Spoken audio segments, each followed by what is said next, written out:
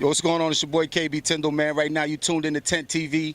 We got you covered, man. We always got you covered. Right now, hey, I'm sitting here with the legend from Queens in the building, my man Prince Poe. What's going on, baby? How you feel, man? I'm good, man. How you doing, man? I'm humble, honored, man. Blessed to be here. We here, Tent TV. Let's do it, man. That's what it is, man. We out here in California, man, Santa Ana. We chilling at the Yost Theater, getting ready to check out the show. Prince Poe came through to come, you know, come bless us and give us some love and whatnot. I'm gonna just start off and jump right into it, man. What are you working on right now, man? I know you out here in Cali doing some things. What you got popping? Yeah, you know, it's a blessing, man, to still be in the game, man. I'm just appreciative of the people, you know, just tuning in with the music, you know, through the media and all that. But I'm on 2 records. We're about to work on another Prince Poe solo album, and then we're gonna work on Animal Serum Part 2, which is Prince Poe and Oh No. And then, you know, it might be some surprises coming from Organized Konfusion as well. So when I get back home, we got to sit down and we're going to be in the lab as well. So it's going down. Yeah, we need that. We need that Organized Konfusion, man. Definitely, man.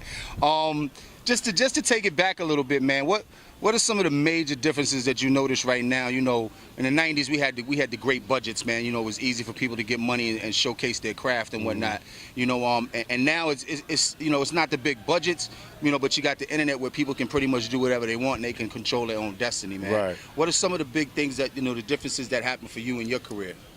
Well, the thing is that, you know, I was blessed to be there for the transition of going from hitting the pads, you know, and feeling the funk and the soul as you made the beat, to clicking the mouse, you know what I'm saying? So it was a transition that was big, you know, going from, you know, clicking the mouse and giving a program into like actually feeling how you do the beat. Right. So when that whole transition came through, I knew that this new age was coming. So I always tried to like keep upgrading with what's going on. I always taught myself how to use the different programs, from Cakewalk to Fruity Loops to, you know, to Reason. I really never read nothing. I just sit down and just focus and try to learn the machine. As far as it changes, it's like it became more independent. It slacked off for a minute because it got to the point where they was trying to downplay hip hop. They would tell you, you know, come rock off a CD, don't bring your DJ, you know. And hip hop is elements of a lot of things. It's not just MCing, it's DJing, it's producing, it's breakdancing, it's doing graph, you know, and it's just being a messenger of the music. Like when you go to the barbershops, that's where, you know, you hear a lot of the talk, like who's hot and who's not, and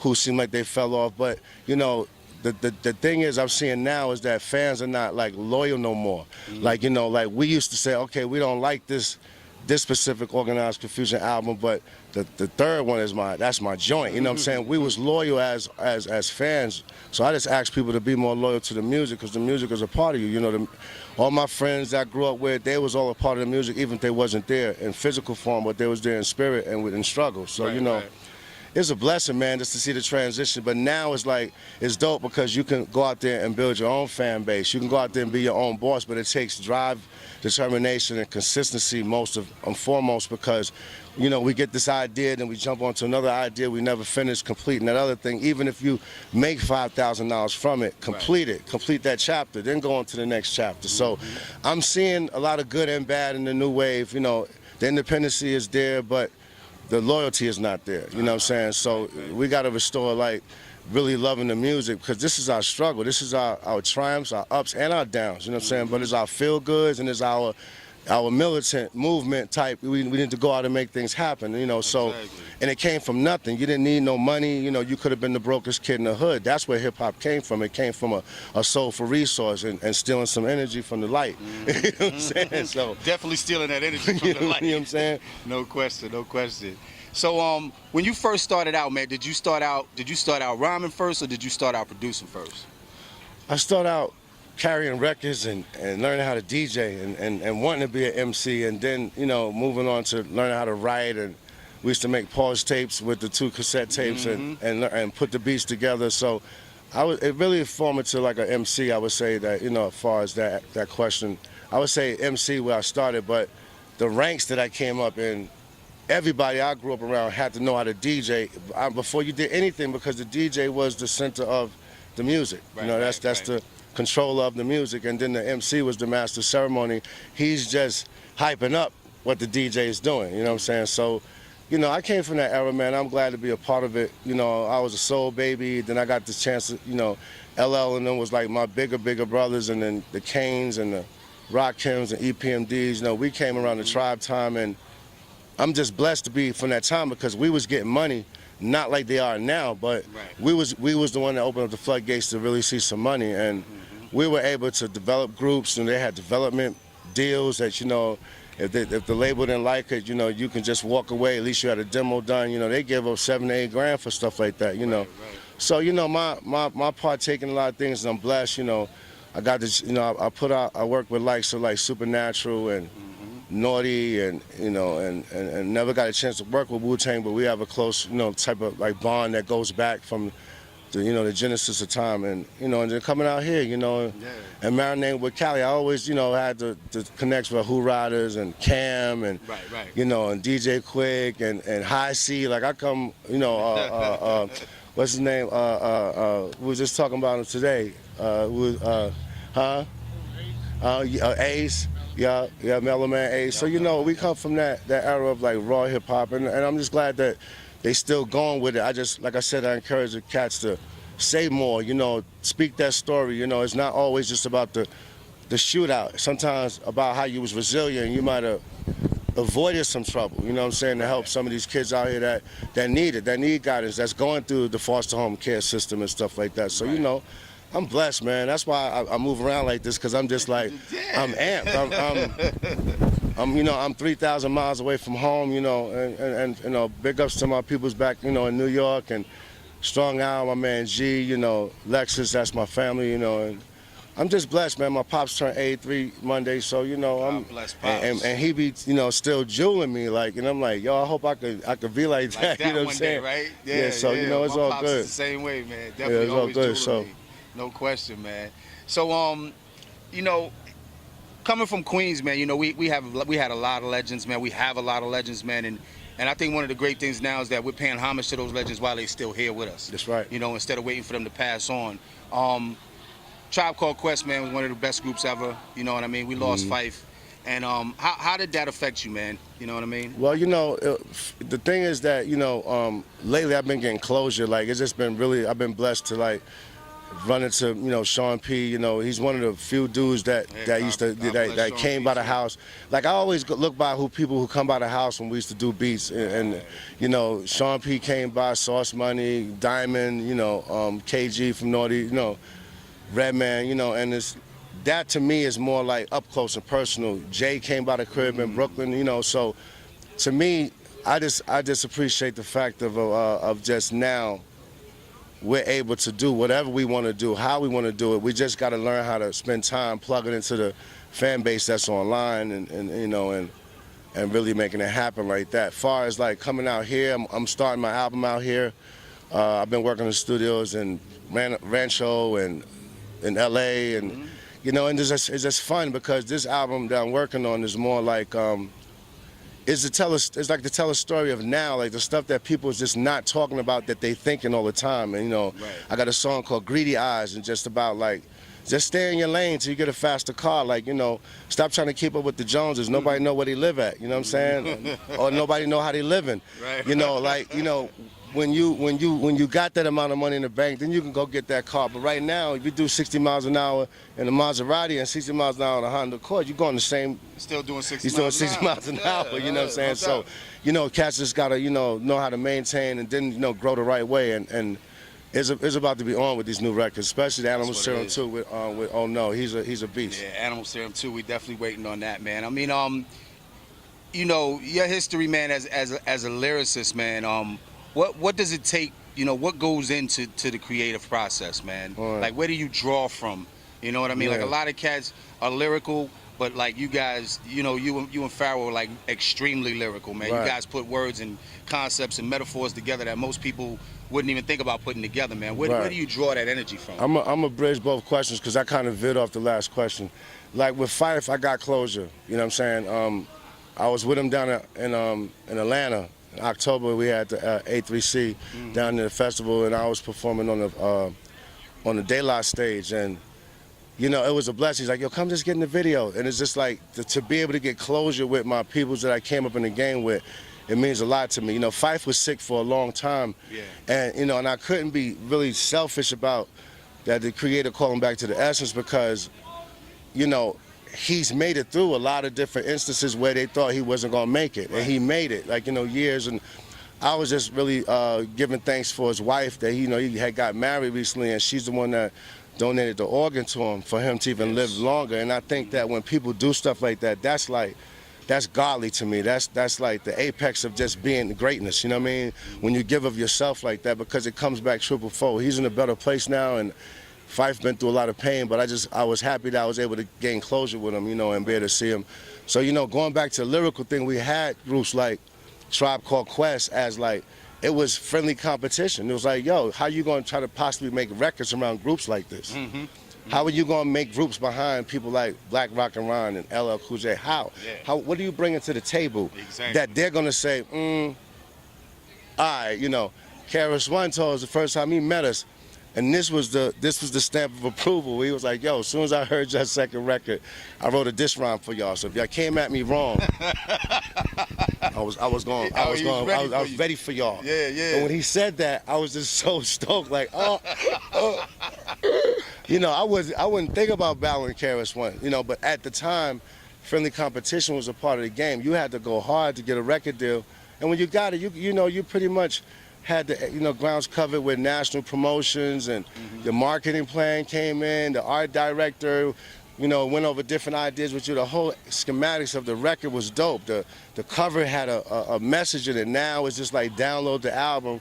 People probably don't even pay attention to the artwork of it and the credits. And you know, the thing about it is, like, you might look on there and see that Bootsy Collins played the guitar, but you ain't never look at the credits. So, like, you know, that's why I'm still like loving the music and reading credits and collecting records and checking out some of the new groups. I like a lot of the new sound that's coming out. I like some trap. I don't like a lot of it because you can't possibly be partying and get money every day. Like I'm from a hood that all they did was hustle, and they went roller skating, they went to the movies, they went out to eat, they threw parties. They just didn't straight get turned up every day. And, you know, if that's the case, you'll be dead in 3 weeks. So, you know what I'm saying? We from that time where if the saying was out, we turned up when we was younger. We turned up. So absolutely, I'm thankful this being part of just the hip hop game. Period. Like, I feel like I'm a nice sized piece in like a 20,000 piece puzzle. You know what I mean? And we're not finished. You know, I got artists. You know, my man Big Sev is out in Alhambra. He's a beast. Lyrically, we just trying to make songs and inspiration that people can fight through whatever they're going through, man, and make it and become somebody, man. Like, absolutely. You know, so. Absolutely, that's what it is.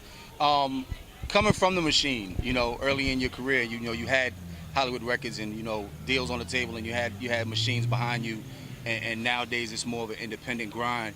Like, what kind of message would you send out there to the newer artists that you learned being, you know, having a machine and then not having a machine? First of all, everybody's not writing and going in all day. Some cats is doing it. But my thing is, the best thing for me that I seen out here, like, man, go get a job at In-N-Out and get paid $14, $15 an hour, man. And keep your leverage as a person. You're a human before you're an MC or before you're a producer. Right. When you got that leverage, then now you can really be your own boss because you're taking care of your priorities. You know, we was able to be blessed to come up in a time where deals was fluent, like, you know, 300,000, 500,000, like that was easy money to get, especially when you worked as hard as we did, and you went in. So now they don't do that, but also you have the power to say, okay, my bills is being maintained. I got a little extra $3,000 to the side. I can do whatever I want to do, how I want to do it, when, and I can shoot the video. Nobody's going to tell you like, oh, well, you can't do that, and we don't have that in our budget. You could do everything that you want to do now, and you just got to spend time on investing in yourself. And I've seen a lot of artists, man, like that cats probably never heard their name, and they go out and it's like 300 people showing up at every show, and they selling their own T-shirts and sweat hoods and all kinds of stuff. My thing is just be your own entity, you know what I'm saying? And even if you do it on a smaller level, I know some people that make, you know, $40,000 a year from their hip hop, and that's like a job. It's like a job, yeah. You know, if you love it that much, that's what you're doing, and not only that, you're touching out to people in the world, and you're inspiring somebody else's life. You're pushing somebody else to be better, or you're pushing somebody at least to get amped up to, yeah, this is my song. I'm gonna do this when I ride my bike to work, you know. So that's what hip hop is about. It's about movement. You know, it's about movement. If you ain't got no money, what you gonna do about it? Right. You know what I'm saying? If you don't like your job, what are you gonna do? Get a better job. Right. We better than this because we came from nothing. So everything is something.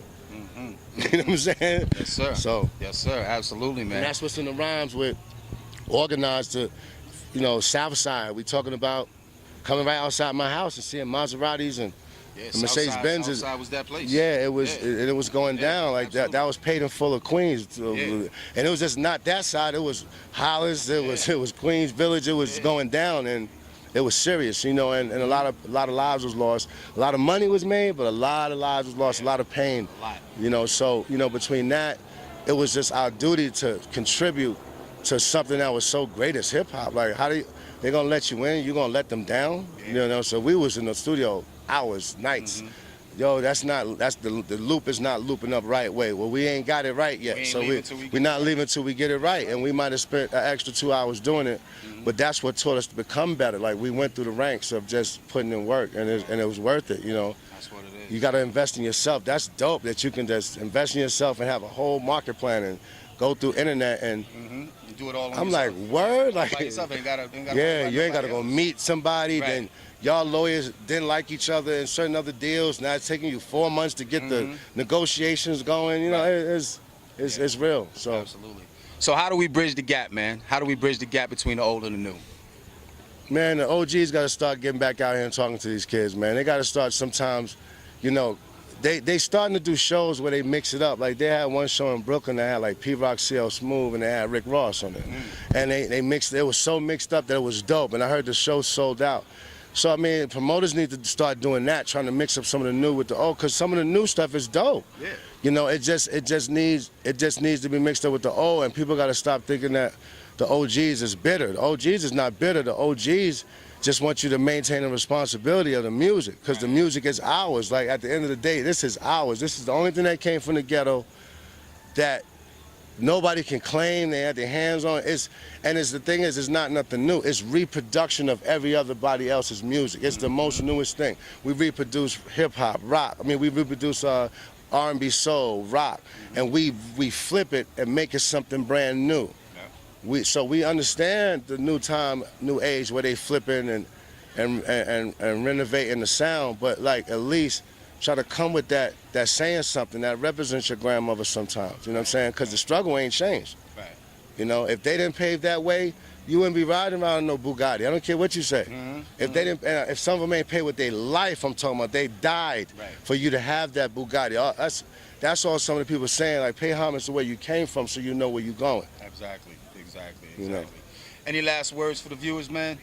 Look, man, We know check we got out Animal Serum 2 coming. Animal Serum 2 coming. I ain't even named my record yet. I'm just telling you that I got songs like Greedy Eyes. I got a song called Mind and Body High, where it's like, when you hear the music, it's like you just become just engulfed in with the music. And it's like, you don't even know where you at. You forgot what club you in. Like, I'm trying to bring back that feel good. If you go out and you do 48 hours on your job, man, you're supposed to go out and have a good time, man, and celebrate your life. You know what I'm saying? So, you know, it's some dope joints coming on the personal album. Then with Oh No, we just gonna really try to flip it and take it to the next level, and just pull people out of that zone where they think they can't be themselves, man. Like, be yourself, man, but no, don't be afraid to say, yo, I'm gonna take the bus for 6 months and stack my dough, then get a car. Like, stop trying to front for the cameras, because the dude who holding the camera might be taking the bus too. You know what I'm saying?